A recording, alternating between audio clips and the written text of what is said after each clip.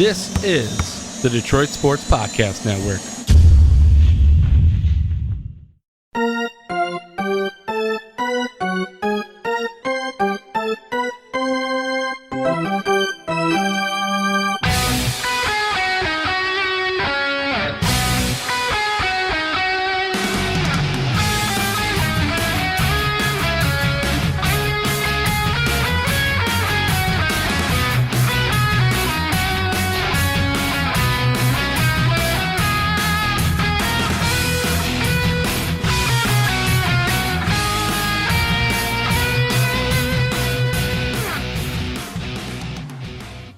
Welcome into this week's Tigers Talk podcast. I am the Doc, John Macaroon, here at our Sterling Heights studio. Joining me via the telephone, my guy Vito Chirco. We got a lot to break down in regards to these Detroit Tigers. A disappointing end to their season. 23-35. I think they don't even finish the entire 60-game schedule. They play, 58 games, only won 23 of them. Vito, the Detroit Tigers had an opportunity that last week of the season to make the postseason with Lloyd McClendon, but it just didn't work out. Yeah, you know what? Pretty much they are who we thought they were, right? They really were the Tigers this season. And like you said, it's been how many times now? I think like 4 of the last 5 years, something like that is a stat now, John, which is amazing that the Tigers haven't played a full season. They haven't even been allowed to play a full season. They've been still irrelevant. Nobody's cared about allowing them to finish the season out. And they haven't had to because there's been no postseason chances on the line for them come the end of the year, typically way out of it. This year, a little bit more into it. They were in the thick of it a couple of weeks back. But realistically, all of us just were excited that they showed some strides and didn't really think they were going to make the postseason this year. And you look at the American League, I think we got the best 8 teams making the playoffs. In the NL, you had a surprise club in the Marlins, the Fish, who are not expected to do much this year, making the postseason. So maybe the Tigers could have been the Marlins in the American League this year. But they blew their chances down the stretch, and because of porous pitching with the starting pitching staff and with the bullpen at times. But the rotation really smelly, really not affected, honestly, all season long. And we can get, back into that in a little bit here, John, on Tigers Talk this week to recap the season. But I'm so sad, too, because of the fact I was 1 win off of my projected win total for this campaign for the Tigers. They finished with 23, as you already noted, in 58 games played. By the way, that means they would have finished with, 64-98 record, like they were on pace for that. So still not a really good ball club. It's not a good season, better than last. Anyways, very emotional right now, not in the best state of mind, Jim, because of the fact I almost got my prediction right, but it didn't happen. 1 went off on the projected win total for the Tigers once again in 2020. Well, look, I view the Tigers coming down the stretch. I didn't have no expectations that they would actually make the postseason. I just wanted to see some progress, some continued growth from the young players, the Castros, Willie and Harold, Tariq Skubal, Casey Mize. My biggest concern was not the Detroit Tigers earning a playoff spot because they're nowhere near playoff caliber. It's pretty much clear. You have a starting pitcher situation. They're good, not good enough. Bullpen, decent, but not upper echelon, not good enough to win postseason games. And so while the postseason was expanded, the Tigers don't belong in it. And I'm happy because now we know the Tigers draft position. Number 3, absolutely perfect opportunity to continue to stockpile talent. To earn the number 3 pick after this season falls in line. You lop off Jordan Zimmerman's contract. Now you only have one bad contract, and that's Miguel Cabrera. And we'll talk about his unusual press conference, the manner in which that was released a little later in this podcast. And then the word I'm going to use is hopeful, because now you have an opportunity to get and search for a new manager. You're going to hopefully move on from Lloyd McClendon. You're going to bring in some fresh opinions, and this thing is about to move forward. I have hope that the Tigers are going to pick between the 2 best candidates. And I am continuing to hear whispers of other names like Alan Trammell, like Marcus Thames, like Don Kelly. And my opinion is quite simple, but yet really true to the facts of what teams in Detroit need to get over the hump. When the Red Wings struggled, they brought on Scotty Bowman with a massive amount of experience. Boom, they got over the hump. when the Red Wings were struggling and they were so close, Bowman worked his magic and he got them over the hump and gave everybody great memories. The Detroit Tigers, Jim Leland. Remember, Leland had a ring and he had years of experience and he was the guy for the job. So he comes in and he turns it around. The Pistons. Now, Larry Brown hadn't had the ultimate success, but he had appeared in the NBA Finals and was right there knocking on the door. And so when he came in with the situation, that perfect marriage with Joe Dumars turned it around. So in essence, it's pretty much factually true. Experience at the highest levels matter. What do these Detroit teams do? They go out and find these hotshot assistants, these inexperienced dudes that are part of successful franchises, but they've not done it. So while you may go out there and espouse that, wow, look what Thames has done with this club and look what Donnie Kelly has done with that club, those dudes never sat in the big boss chair. And if you don't sit in the big boss chair, you're at a disadvantage, in my opinion. So you either hire AJ Hinch or hire Cora or hire somebody that gets blown out from these playoffs that has won a ring, that has held that trophy up, that has celebrated. Experience matters. And I have no problem with bringing in Hinch. I'll bring the smoke. I don't care. I don't have a problem with bringing in those two guys. Anybody else, I will be highly upset and highly agitated and will predict failure because it takes a lot. It takes so much to get a team and a club over the hump. Experience matters. And AJ Hinch is the perfect candidate. He's done it. He's seen a rebuild, and now he's coming in year 3 of a rebuild with Casey Mize and Skubal and young talent that can be molded, and you just add 1 or 2 more guys, boom, you have the makings of a team that can at least get to the postseason. So for me, don't tweet me names and candidates of people that don't have a ring. That's the starting point. I'm limiting to this. You can't come and talk to Al Avila. You can't take a COVID test, wear a mask to Comerica to come to the building unless you have a ring. And that ring better be right there at the top of your resume. Championship 2017, championship 2016. All right, let's talk. Anything else? Hit the bricks. This job needs experience. And if they don't got it, I don't want it. Well, also on Hinch's resume, championship, but cheated to get championship. So, and I love how you go right to him and, you're Mr. Immoral, unethical. You don't care. Cheat to win at all costs, as long as we win the ultimate prize too. But I just said all that, and guess what? I'm going to say AJ Hinch as well. So I just made fun of you, but I think the same thing about AJ Hinch being the number 1 candidate. Numero uno is Hinch because of his past success as a big league skipper. We need that right now in Motown. The Tigers, Detroit Pro Sports is desperate for a championship. And a guy that's done it before, we want to have a guy there that knows what to do then, and he does, AJ Hinch, that is, subsequently. So he's my top candidate for sure. Now, after him, I don't know who it would be because Cora was even more involved in the cheating with the Astros first and then with the Red Sox when he won as their manager.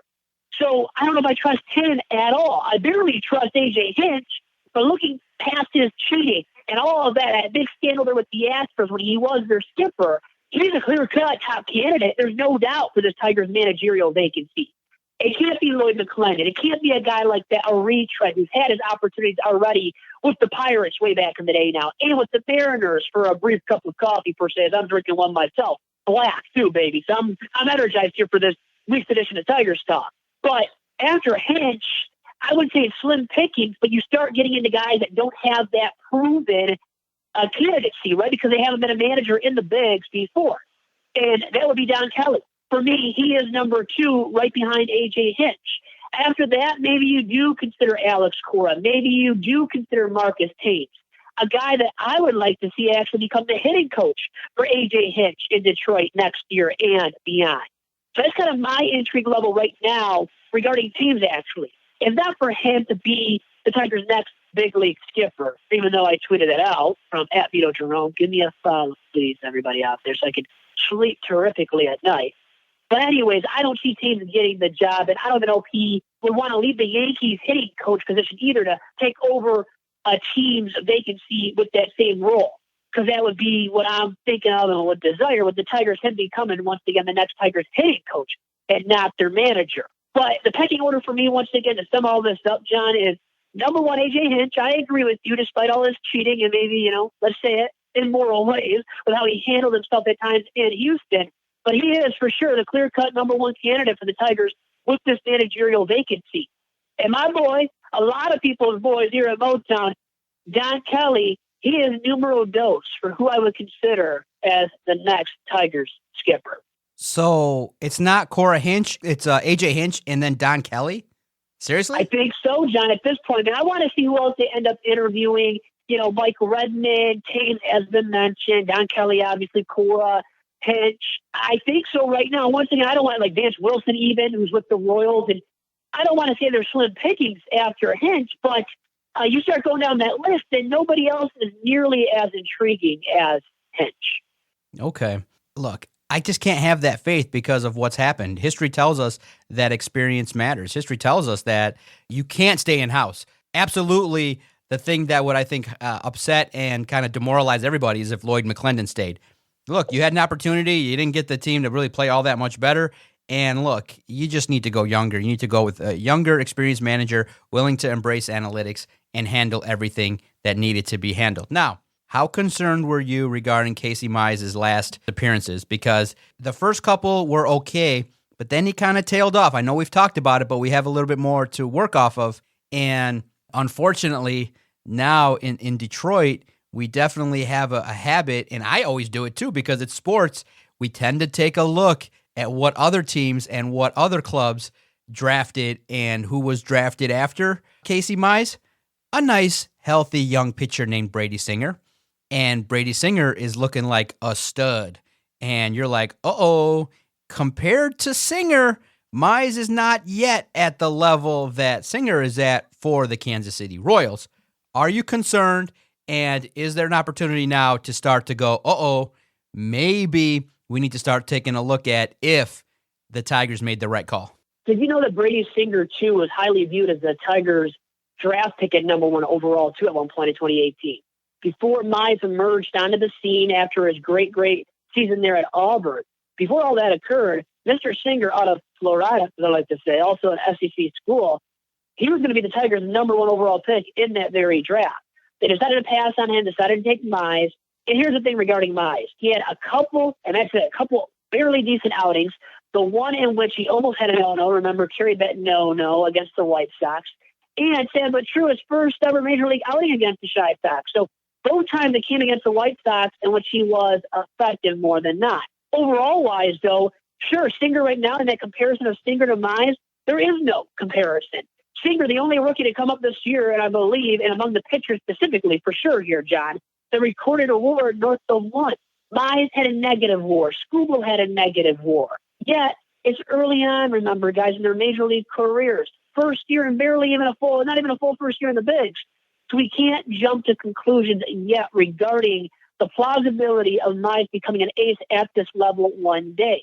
And who knows? He might come out of spring camp, look superb, be sharp and electric with this stuff, and develop even some more just solid effectiveness with his pitches, that he becomes this guy that come opening day of next year, John, where he's pitching almost like an ace caliber arm in the Tigers rotation. That would be awesome. And that's what Tigers fans and pundits and organization would like to see from him come early next year. Now, I'm not going to predict that and say it's going to happen for sure into next season, especially early on next year. But once again, if he refines his stuff a little bit, continues developing his full arsenal of pitches, guess what, John? This guy, Casey Mize, baby, all eyes on the Mize, on the prize that is Casey Mize, he could still be really good next year, a year number 2 for himself in the bigs. And that's why, once again, going back to my original point regarding Mize, we can't jump to conclusions regarding him right now. Because at year number 1 and he starts this year, truly, you can't get on him for the ineffectiveness he displayed. But next year is a big year. It's a year in which you want to see him start putting it all together, going 6 innings almost every single start, something he failed to do so in his first year in the bigs. That's something to watch out for regarding Mize.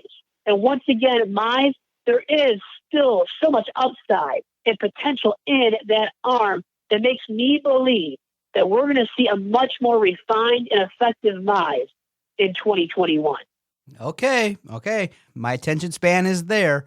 All right, before we get into Miguel Cabrera in the second half of the podcast, looking at the season in review, which two players do you think caught your attention as players that have emerged or potential prospects that when they got their opportunity really showed you that, okay, maybe it's time to invest and get excited about? Which players do you think, okay, they did enough to kind of secure some positive feedback from Vito Chirco?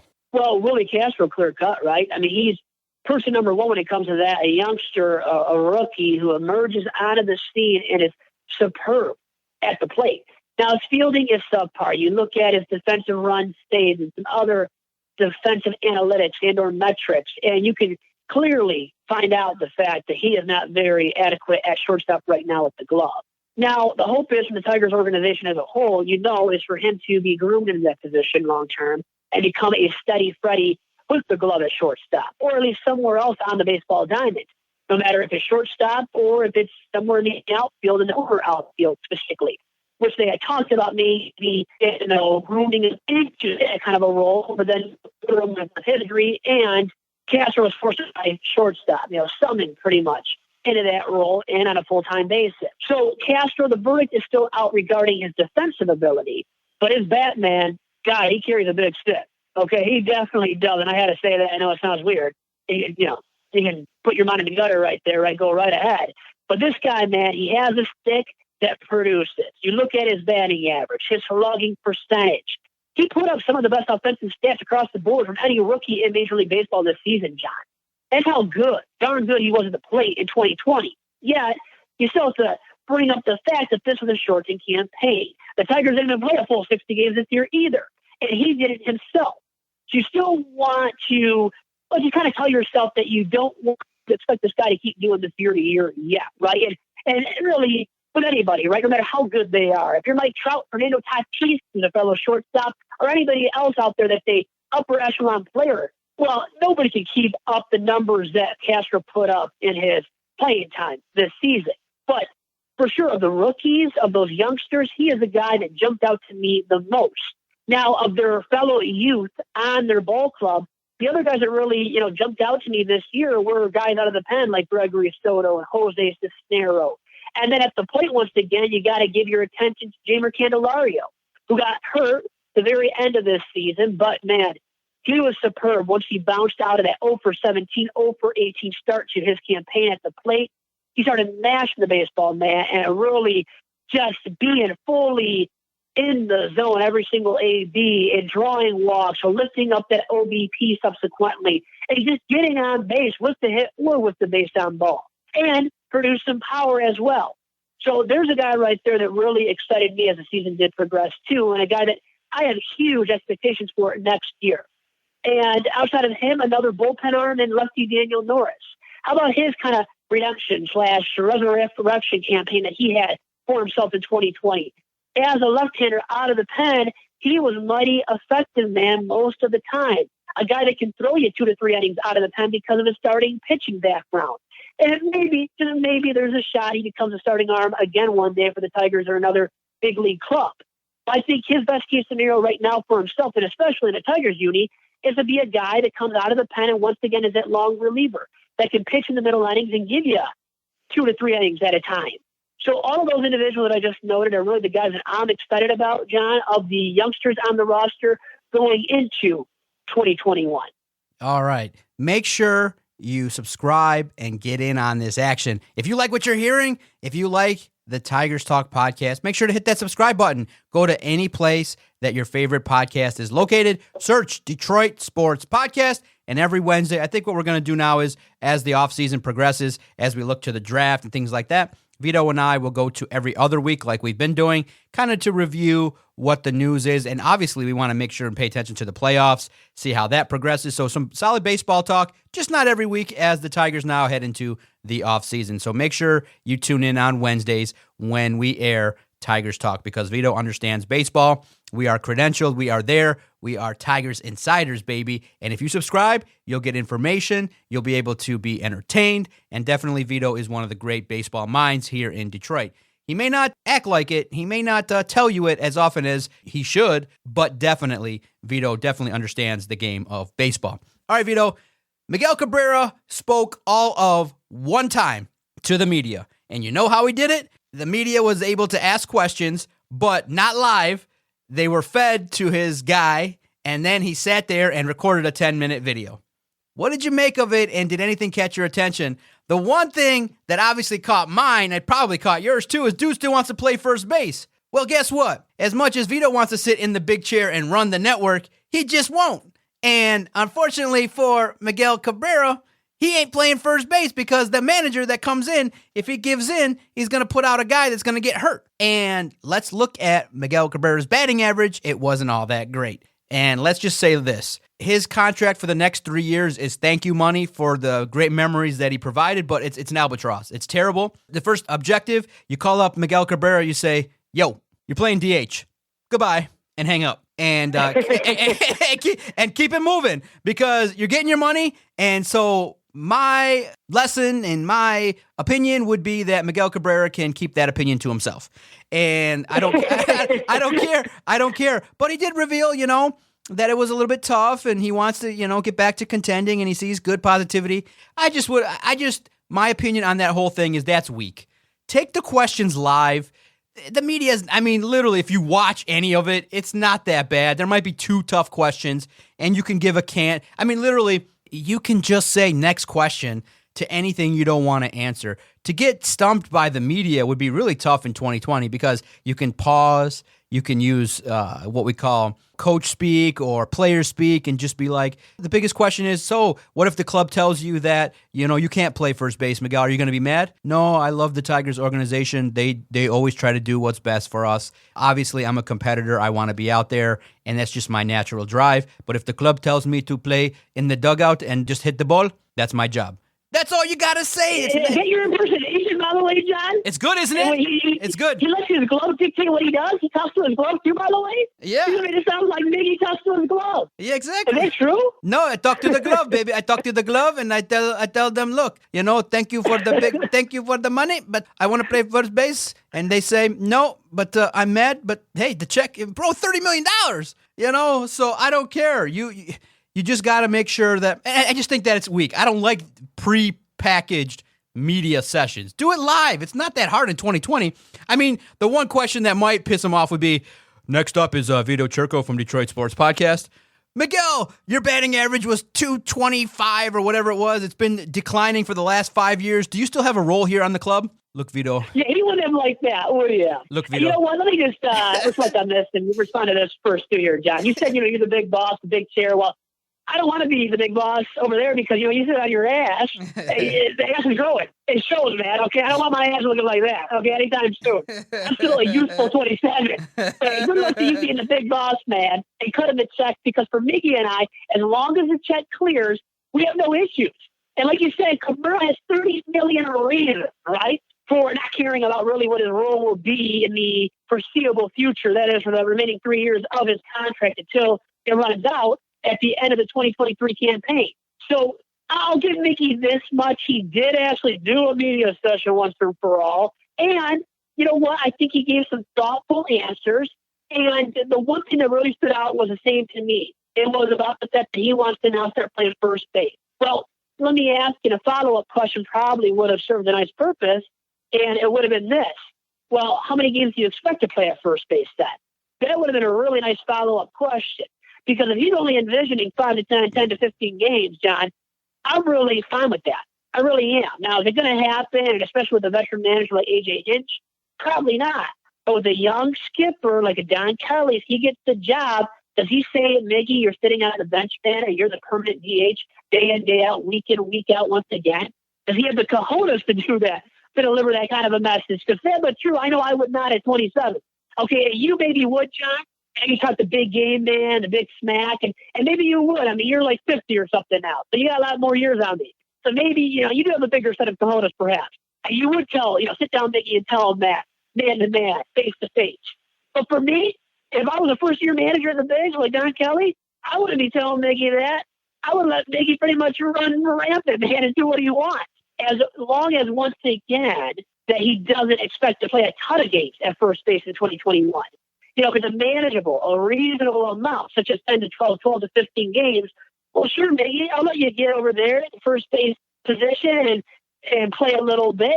But if he's expected to be the full-time starter there, well, the Tigers have another issue on their hands, and once again, delivering the message to Miggy that, guess what, brother? You're not going to be starting full-time at first base anytime soon or in the future either, because big Spencer Torkelson's going to have that job one day, perhaps, even though I know they've given him a ton of reps at third base there at the alternate spring training site this year.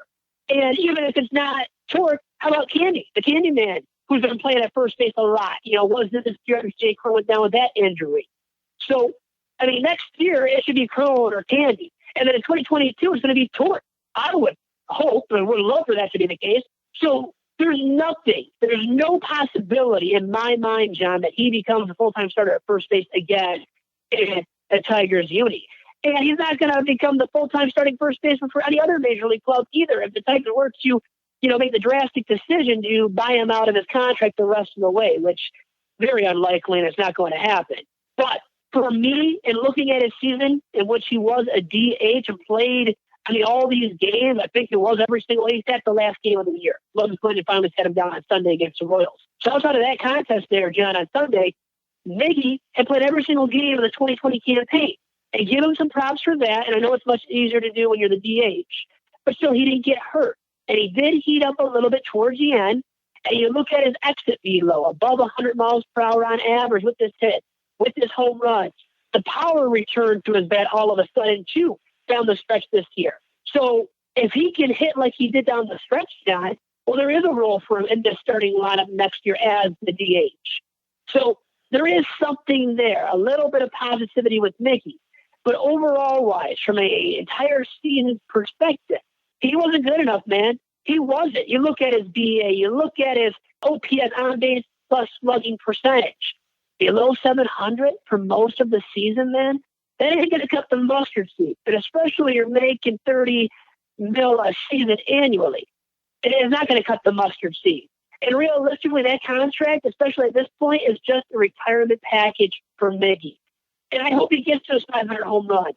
He's only got 12 or so to go now to get to that 500 career home run mark, which will be great for him in his Hall of Fame career. He's close enough to get to 3,000 hits, maybe even by the end of next year if he plays a full season's worth of games. So for me, what I would like to see the Tigers fan and pundit alike out of Miggy is for him to reach those accolades next year and then to retire at season's end. That is the optimal vision for me when it comes to Miguel Cabrera and the Tigers at uni next year.